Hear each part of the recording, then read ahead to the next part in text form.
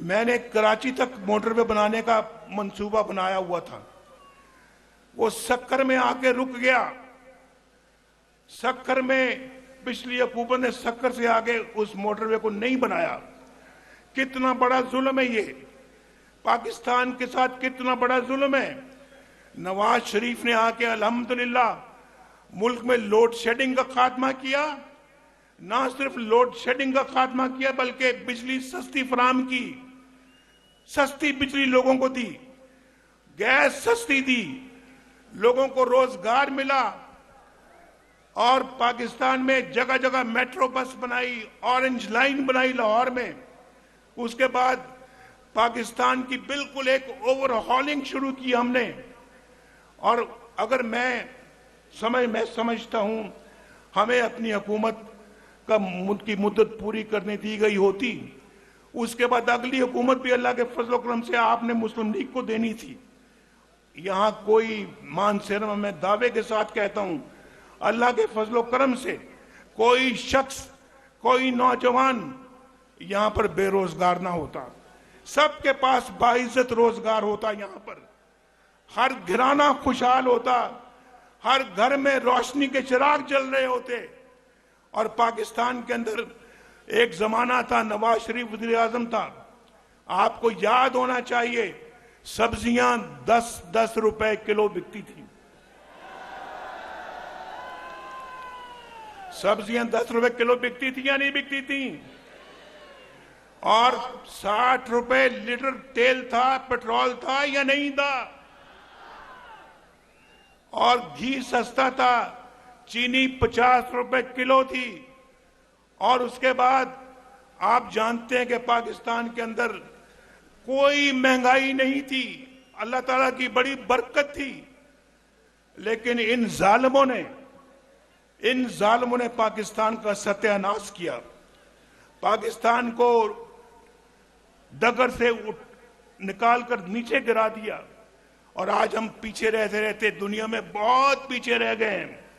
रुपया 104 रुपए, डॉलर 104 रुपए पे हमने बांध के रखा हुआ था, आज डॉलर ही कंट्रोल में नहीं आता। और ये सब कुछ ये जो है ये तोहफा, ये बदनसीब तोहफा ये पिछली हुकूमत ने आपको दिया है। नवाज शरीफ तो एक बहुत उम्दा पाकिस्तान छोड़कर गया था, बहुत उम्दा पाकिस्तान छोड़कर गया था या नहीं? बोलो। एवं नहीं सजने, कुछ करांगे तो सजणगे। जिन्होंने बिगाड़ना था वो बिगाड़ के चले गए हैं।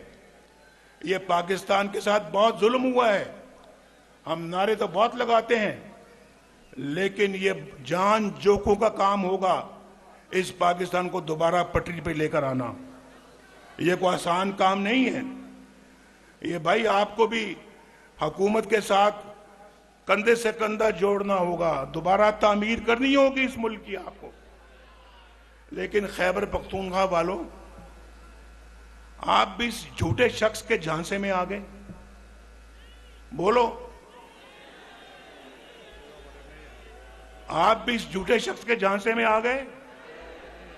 यार वोट तो आपने दिया था, हुकूमत तो यहां थी उसकी। हुकूमत तो खैबर पख्तूनख्वा में उस पार्टी की थी।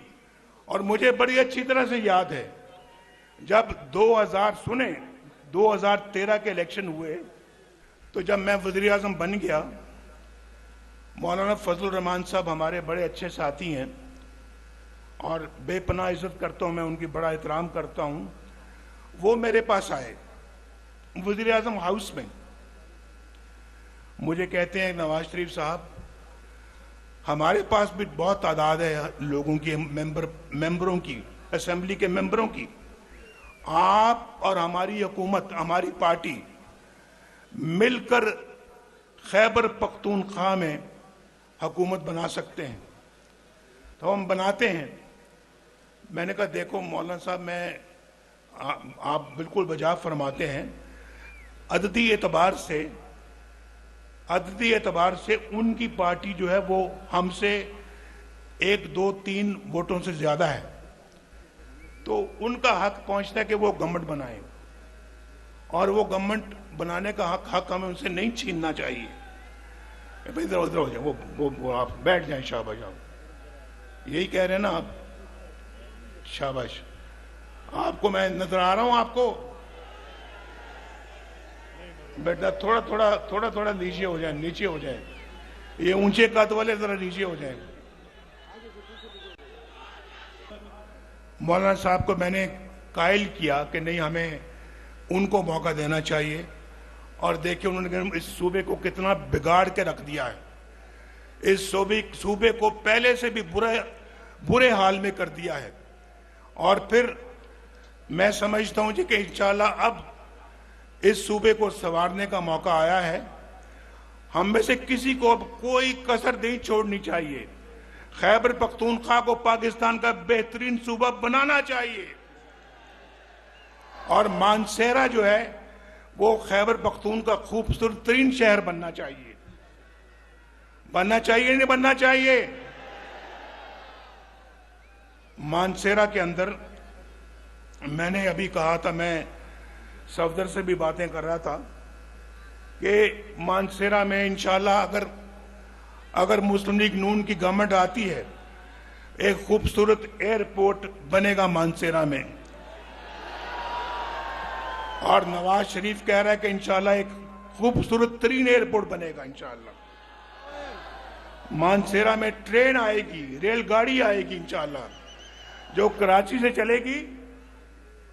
से चलेगी मानसेरा आएगी, और मानसेरा से आगे मुजफ्फराबाद जाएगी इंशाल्लाह। ये ठीक कह रहा हूं मैं कि नहीं कह रहा? बोलो। अगर तो ये मैं नवाज शरीफ जो बात कर रहा है तो फिर हाथ उठा के मुझे बताओ कि ठीक कह रहा हूं। और फिर ये मानसेरा वाली जो मोटरवे जो है ये आगे जाएगी इंशाल्लाह। ये जाएगी आगे बालाकोट, कागान, नरान, बाबूसर, चिलास और गिलगित तक जाएगी इंशाल्लाह। ये भी ठीक कह रहा हूं, ये ठीक कह रहा? बोलो, मंजूर है या नहीं मंजूर है? इंशाल्लाह। एक तो बड़ा खूबसूरत इलाका है आपका, यहाँ पे कौन सा पहाड़ी इलाका है भाई? ये जो अपना जो है जी नहीं, नरान का गांव तो इधर है ना भाई। ये गड़ी हबीबुल्ला की तरफ जो है रास्ते में क्या है, पहाड़ी इलाके को क्या कहते हैं? आप क्या मकामी रहने वाले, आपको भी नहीं पता? ये मकामी लोग मेरे सामने बैठे, मैं पूछ रहा, इनको भी नहीं पता क्या नाम है यार, वैली का नाम है जो पहाड़ी इलाका जो है, बाबूसर की तरफ जाते हैं, बाबूसर नहीं, जो इधर जाता है, जो बटरासी। इनको बटरासी का नहीं पता, ये है मानसेरा के रहने वाले। भाई मानसेरा वालों, मैं छोटी छोटी बातें नहीं कर रहा। छोटी छोटी सड़कें जो हैं, ट्रांसपोर्ट जो है वो तो वैसे ही आपका हक है। अगर अल्लाह ने मौका दिया तो इंशाअल्लाह यहाँ पर कॉलेज भी बनेगा, यूनिवर्सिटी भी बनेगी इंशाअल्लाह, और मेडिकल कॉलेज भी बनेगा इंशाअल्लाह यहाँ पे। और दूसरा, यहाँ पे मानसेरा के लिए वाटर सप्लाई जो है उसके लिए शोग्रांस से हम पानी लेकर आएंगे मानसेरा में।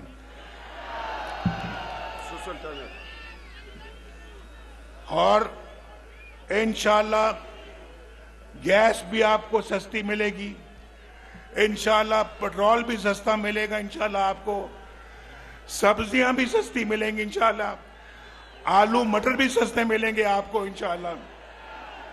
और फिर आपको रोजगार भी अल्लाह के फजलो करम से मिलेगा, आपको अच्छा मुस्तकबिल भी इंशाअल्लाह मिलेगा। नौजवानों के हाथों में कंप्यूटर होंगे, कंप्यूटर, और इंशाअल्लाह नवाज शरीफ अल्लाह के फजलो करम से खुद आके इनके हाथों में कंप्यूटर पकड़ाएगा। अब बड़े नहीं, बड़ी उम्र वाले नहीं, छोटे बच्चे जो यहां बैठे हैं वो हाथ खड़ा करें। मैं जरा जानना चाहता हूं, ठहर जाओ, जो 30 साल से कम उम्र वाले बच्चे बैठे वो हाथ खड़ा करें। 30 साल से कम वाले, 30 साल से कम, नीचे करें हाथ, हाथ नीचे करें। जो 30 साल से ऊपर वाले हैं वो हाथ खड़ा करें। 30 साल से कम वाले ज्यादा है, 30 साल से कम वाले बहुत ज्यादा है भाई। 30 साल से कम वाले फिर दोबारा करें। बहुत ज्यादा है, बहुत ज्यादा है। मेरा आप सबको सलाम, सबको बहुत सलाम, प्यार और दुआ। और इंशाअल्लाह अल्लाह के फजलो करम से ये जो मैं आज कह रहा हूं, अल्लाह ताला अच्छा वक्त लाए, हम फिर इंशाअल्लाह ये सारे मामलात की तकमील करेंगे और मानसेरा वालों को उनका हक अदा करेंगे।